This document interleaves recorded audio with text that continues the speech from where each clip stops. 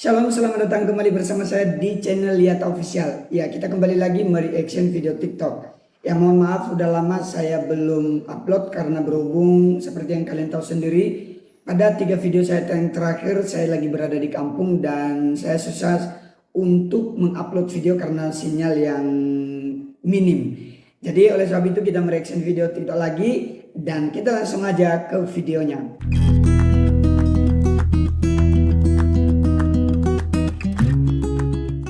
Baik, video yang pertama ini dari akun Gerakan Peace ID. Ustadz Abdul Somad dituduh hipokrit. Gara-garanya Abdul Somad mengharamkan bank, tapi ternyata dia tetap memanfaatkan bank. Kehipokritan Abdul Somad ini dibongkar oleh seorang netizen dalam sebuah video yang disebar oleh akun TikTok Sutrisno5973. Dalam video itu ditampilkan saat Abdul Somad berceramah. Somad bilang bekerja di bank itu haram. Dia bilang kalau dia diundang untuk bicara di sebuah bank, dia akan tetap datang. Tapi dia mengaku tidak makan dan minum semua hidangan yang disajikan untuknya. Alasannya haram memakan hidangan yang berasal dari hasil riba. Dia tetap mau menerima honor yang diberikan, tapi dia mengaku honor itu diberikan ke lembaga wakaf. Netizen tersebut menyayangkan pengharaman yang dilakukan oleh Abdul Somad terhadap bank. Menurutnya, cara berceramah seperti itu tidak mendidik dan mencerdaskan umat, tapi justru malah membodohi umat. Abdul Somad juga dianggap terburu-buru dalam menghukum sesuatu, karena masalah perbankan itu masuk dalam bab khilafiyah atau masih bisa diperdebatkan. Netizen tersebut juga mempertanyakan inkonsistensi Somad terkait pengharaman yang terhadap bank. Dia menemukan Abdul Somad ternyata menggunakan fasilitas perbankan. Netizen itu kemudian menunjukkan sebuah website ajakan melakukan donasi untuk pembangunan pesantren Az-Zahra, sebuah pesantren milik Abdul Somad. Dalam website itu tertera foto Abdul Somad disertai kalimat wakaf bangun pondok pesantren Az-Zahra bersama Ustadz Abdul Somad. Nah, ketika diklik kemana donasi itu dikirimkan, maka muncullah sejumlah rekening bank konvensional. Mulai dari Bank BNI, BRI, Danamon, Mandiri, Permata, dan bank-bank lainnya. Ini kan jadi hipokrit. Di satu waktu mengharamkan bank, di saat yang lain memanfaatkan jasa bank, ucap netizen itu. Jangan-jangan dia punya akun rekening di semua bank konvensional, lanjutnya. Netizen itu juga menduga Abdul Somad masih punya ATM atau kartu tol. Di kolom komentar video itu banyak juga netizen yang mempertanyakan pengharaman Somad terhadap bank. Karena mereka yakin Somad pasti menggunakan produk-produk yang berhubungan dengan produk bank. Nggak sadar kalau mobil yang dia beli dibuat kerjasama dengan bank, naik pesawat, pegang HP, semua berhubungan dengan bank. Somad, tulis seorang netizen. Kenapa Somad nggak tinggal di hutan? Kan semua di kota dan desa pakai duit, dan duit itu produk bank, tulis yang lainnya. Antara ceramah dan kenyataan bertolak belakang, tulis yang lainnya lagi. Mengharamkan bank memang sikap yang berlebihan dalam beragama. Banyak ulama menganggap bunga bank bukan riba, sehingga bank tidak layak diharam-haramkan. Dan ulama yang berpendapat seperti itu bukanlah ulama kaleng-kaleng. Contohnya saja Syekh Ali Jum'ah. Dia merupakan ulama asal Mesir yang pernah menjabat sebagai mufti Arab Mesir. Dia juga pernah menjabat sebagai guru besar usul fikih Fakultas Dirasat Islamiyah dan Bahasa Arab Universitas Al-Azhar Kairo. Beberapa ulama besar lain yang berpendapat sama antara lain tokoh pembaharu Mesir Muhammad Abduh, Muhammad Syahid Tantawi, dan Mahmud Syaitut. Banyak ulama menganggap bank justru diperlukan dan bermanfaat bagi kehidupan ekonomi. Jadi pendapat Abdul Somad itu cuma salah satu pendapat di antara banyak ulama yang ada. Apalagi ternyata dia juga tidak konsisten. Yuk dengerin ulama yang mencerdaskan, bukan yang menyesatkan. Iya, dari Gerakan Peace ID ini Pak Ade Armando ya, dia memberikan komentarnya khususnya kepada Pak Ustadz Abdul Somad yang agak pelin-pelan dengan ajarannya sendiri. Jadi tentang bank, dia menganggap bahwa itu sebuah suatu hal yang haram, tapi pada akhirnya ya dia juga make gitu loh, pakai bank itu sendiri, dia punya rekening. Ya gak konsisten dari apa yang dia sampaikan. Kita lanjut lagi pada video berikutnya. Ini dari akun Cari Jodoh. Ya, hafal ayat cepat. Filipi 3 ayat 1. Aku berdoa kepada Allah Tuhanku setiap kali aku mengingat nama kamu. Emang namaku siapa? Nama aku Riswati Septiawati. Namaku. Oh, nggak tahu lagi.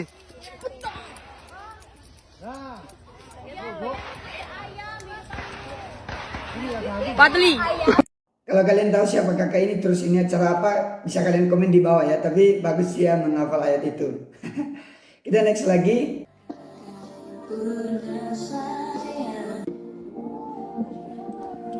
Saya nanti akan hilangkan suara dari background kakak ini ya. Tapi puji Tuhan dia percaya kepada Tuhan Yesus. Sebelumnya dia beragama Islam seperti di awalnya itu.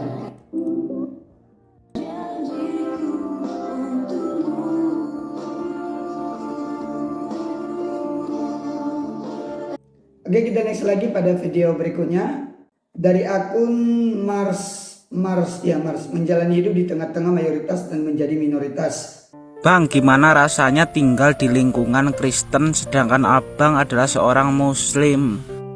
Rasanya takut, iya takut, jujur aja takut. Was-was juga. Kenapa takut, kenapa was-was? Takutnya adalah kita belum ke sana gitu. Takutnya di awal-awal gitu. Kenapa saya takut gitu? Karena di awal-awal mikirnya gini. Sekarang kan akses media sosial kan ini apa? Gampang banget diakses lah. Segala informasi kan gampang banget dan mudah banget didapat gitu. Ini loh kekhawatiran saya, benar-benar khawatir itu begini. Ketika saya berada di tengah-tengah mayoritas dan menjadi seorang minoritas, saya takutnya ada berita-berita yang nggak mengenakan terjadi di luar sana dan ditonton. Contohnya gitu kok. Contohnya gini, contohnya aja ya. Ada orang melakukan pelarangan ibadah, ada yang orang melakukan tindakan-tindakan yang dianggap melecehkan agama lain, dan saya berada di situ gitu, di tengah-tengah mayoritas dan menjadi seorang minoritas. Saya takutnya adalah saya dijadikan kambing hitam atas perbuatan orang lain karena diduga saya adalah bagian dari orang yang melakukan tindakan-tindakan yang menurut saya kurang bermoral gitu.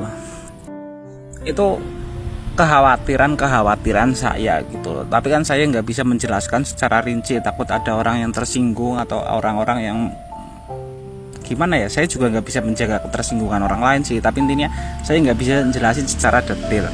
Tapi pada kenyataannya setelah saya datang dan tinggal di sana, bahkan mereka orang-orang di sana itu nggak menanyakan sesuatu yang sulit dijawab oleh saya gitu. Mereka nggak pernah nanya, "Bang, kenapa sih saya orang-orang yang beragama Kristen di daerah A, di daerah B itu sulit mendirikan tempat ibadah gitu." Pertanyaan-pertanyaan itu nggak muncul gitu. Mungkin mereka juga menjaga perasaan saya. Dan saya juga diperlakukan secara baik di tengah-tengah mayoritas orang beragama Nasrani. Saya juga diperlakukan istimewa lah, diperlakukan istimewa. Istimewa di sini bukan seperti saya berjalan dianggap seorang raja, seperti bukan. Maksudnya diperlakukan istimewa itu ketika saya datang ke pesta gitu, saya disediain makanan secara terpisah. Ketika saya datang ke suatu tempat, saya juga disambut sebagai selayaknya seorang pendatang. Maksudnya nggak ada yang mendiskriminasikan saya gitu. Padahal saya adalah seorang minoritas di tengah-tengah mayoritas orang beragama Nasrani gitu. Itu ya sebenarnya dari Mas ini ya sebenarnya ada satu kata yang salah, yaitu soal Nasrani. Jadi agama Kristen itu sebenarnya bukan Nasrani ya, itu sangat salah. Tetap Kristen ya Kristen.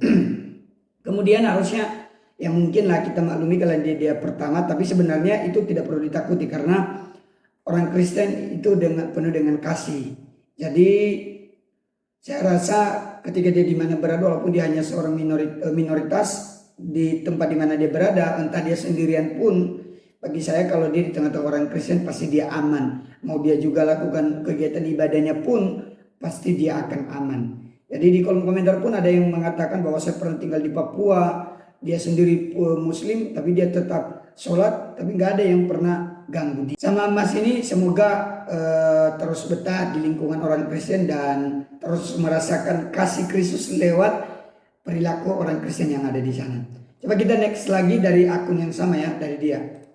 Jangan mau bang tinggal di daerah mayoritas Kristen, nanti makanannya dikasih minyak babi. Makasih kak sarannya, tapi saya boleh loh ngasih saran ke kakak karena kakak sudah ngasih saran ke saya lewat komentar. Saran saya kakak keluar ke daerah-daerah yang mayoritas beragama Kristen. Kakak kan pasti belum pernah kan ke daerah-daerah yang mayoritas beragama Kristen. Mungkin kakak cuma merantau ke tetangga kota atau ke kota-kota besar di daerah kakak. Jadi sekali-kali kakak merantau ke wilayah yang mayoritas beragama Kristen. Nanti kakak bakal ngalamin apa yang saya alamin. Di beberapa wilayah yang mayoritas beragama Kristen, saya memang males bertamu, males berkunjung ke rumah-rumah yang agamanya Kristen. Males banget. Kenapa saya males gitu? Karena saya sadar saya mesti ngerepotin mereka. Karena beberapa mayoritas orang di daerah Kristen, mayoritasnya lah ya, karena saya sebagai minoritas karena tinggal di tengah-tengah orang beragama Kristen, berarti kan saya menjadi seorang minoritas dan gantian mereka yang orang beragama Kristen menjadi mayoritas. Mereka walaupun bukan pemeluk agama Islam, tapi mereka sedikit lebih banyak tahu tentang ajaran agama Islam. Jadi mereka itu tahu kalau makanan-makanan yang sudah sedikit banyak tercampur minyak babi, terusan alat-alat masak yang sudah tercampur minyak babi itu masakan berikutnya walaupun nggak dikasih minyak babi atau babi itu nggak boleh dihidangkan kepada orang yang beragama Muslim. Mereka tahu kok. Jadi mereka kalau ada tamu yang beragama Islam datang, biasa mereka beli minumnya, ngasih minum yang botolan gitu, air mineral, terusan makanannya ngambil dari warung. Saya seperti itu. Jadi saya berasa kalau berkunjung ke rumahnya orang yang beragama Kristen itu rasanya ngerepotin gitu loh. Ya kalau yang punya rumah ada uang, kalau lagi nggak ada uang kita datang ke tempat mereka, apa nggak nambah-nambahin susah orang gitu. Walaupun kitanya nggak minta, tapi sebagai seorang tuan rumah ada tamu ya tetap nyuguhin gitu loh. Tapi kan mereka juga tahu mana yang boleh disuguhin, mana yang enggak gitu. Ya, yang berkomentar ini agak kurang bagus ya. Dia bilang jangan mau bang tinggal daerah mayoritas Kristen, nanti makanannya dikasih minyak kayak kalian tahu lah itulah minyak babi gitu. Kemudian mas ini dia kasih di kolom komentar yang paling pertama dia pin, dia bilang yang komen akun bodong atau akun fake. Berarti dia bilang bahwa yang komen ini akun palsu. Kemudian dia tadi DM dia punya akun katanya yang benar yaitu Tania Putri banyak banget di TikTok. Nah, jadi yang orang asli bukan yang ini. Tapi kita nggak tahu ya mana kebenarannya. Tapi yang penting Mas ini menjawab bahwa tentu itu bukan hal yang benar dan bagi dia juga ya dia tetap menjalannya dengan aman juga kok. Oke, kita next lagi pada video lainnya. Del kaget kalau Marshall Kristen. Enggak ya? Ada nggak grup WhatsApp keluarga gitu? Ada ya? Tebak. Kok kamu apa namanya? Kita ini banget sih, kita keren banget. Itu namanya Amazing Family. Mama kamu sering share ayat-ayat gitu nggak? Iya. Itu papaku. Oh papa. Papa. Itu mami sering share ayat mama gitu ya. aku. Kalau grup WhatsApp gitu yang kayak Renungan. oh, Atau nggak kisah Nabi Daud gitu-gitu ya? tahu lu. Tahu. Kan dia Kristen.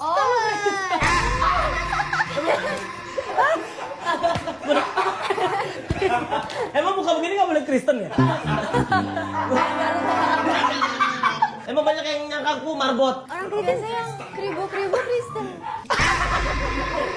Dari video ini ya mungkin si Adel tadi memang kaget, tapi bukan soal itu yang saya mau komen di sini. Sebenarnya si Marcel ini kan bilang Nabi Daud. Ada yang komen bahwa kalau memang dia Kristen kenapa dia bilang Nabi, harusnya raja. Kalau menurut saya hanya ada dua. Yang pertama mungkin dia gunakan kata Nabi dalam konteks dia di media sosial seperti ini karena orang banyak kan yang khususnya kan tidak di mayoritas karena beragama Islam, mungkin dia lebih ke menyesuaikan. Tapi pandangan saya yang kedua adalah bisa aja juga mungkin dia anggap sama gitu, anggap sama bahwa itu Nabi, dia nggak tahu gitu aja. Jadi sekali lagi yang pertama tadi dia berpandangan bahwa itu sebagai caranya untuk beradaptasi. Yang kedua memang dia nggak tahu kalau istilah Nabi itu ya sebenarnya Daud itu kan raja udah sebelum itu zaman nabi-nabi itu kan dari Samuel dan sebelum-sebelumnya. Oke, kita next lagi pada video berikutnya. Ini ada akun perbandingan Amerika dengan Indonesia. Oke, kita tonton. I don't ever slow up, no I don't take shit. I got no love for the fakeness. If you wanna play tough and wanna hate this, I'll always show up. I don't ever slow up, no I don't take shit. I got no love for the fakeness. If you wanna play tough and wanna hate this, I'll always show up and make a statement. I don't ever slow up, no I don't take shit. I got no love. Tanggapan kalian tentang video ini silakan kalian menilai sendiri, karena saya juga pun kurang begitu memahami, seperti kan ada orang bilang adab dan sebagainya terkait khususnya dari teman-teman kita yang beragama Islam ya. Ini kalau nggak salah kan kayak santri gitu. Coba kalian komen di bawah, dan mohon maaf ada suara yang mengganggu. Ya, kakak ini berarti dia murtad juga ya, dari agama Islam dia ke agama Kristen. Puji Tuhan. Baik, terima kasih untuk kalian yang telah menonton video ini sampai selesai. Mohon maaf tadi jika di tengah-tengah atau mungkin di awal-awal tadi ada sempat suara-suara yang berisik, karena di gedung di sebelah saya berada itu lagi ada pembangunan, dan ya maklumlah namanya tukang, kita nggak bisa kontrol, dan saya juga memang tidak menggunakan mic. Yang mohon maaf sekali lagi untuk hal itu atas ketidaknyamanannya. Tentu saja saya mengharapkan kalian untuk tetap memberikan komentar kalian di kolom komentar, kalian memberikan tanggapan tentang video-video yang kita sudah reaction, dan berikan tanggapan kalian yang positif, jangan yang negatif, jangan saling menghujat, tetap memberikan toleransi antar satu dengan yang lain. Sampai jumpa kembali pada video berikutnya. Tuhan memberkati kita semua. Shalom.